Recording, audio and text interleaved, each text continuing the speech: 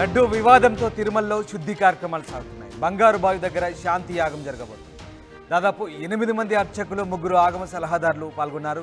శాంతి యాగం కోసం 3 హోమగుండాలు ఏర్పాటు చేశారు.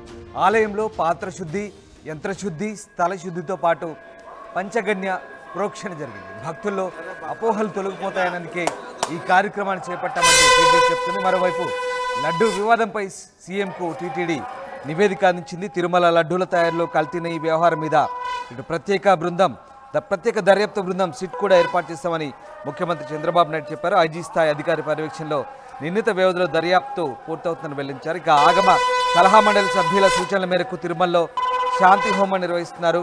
వైసీపీ పాలనలో తిరుమల పవిత్రత దెబ్బతిందని, శ్రీవారి సన్నిధిని ప్రక్షాళన చేసి పూర్వవైభవం తీసుకొస్తామని సీఎం చెప్పిన నేపథ్యంలో ఇవాళ శాంతి యోగం జరుగుతుంది. మరోవైపు ఇటు లడ్డు వివాదంపై సీఎంకు టీటీడీ నివేదిక అందించబోతుంది.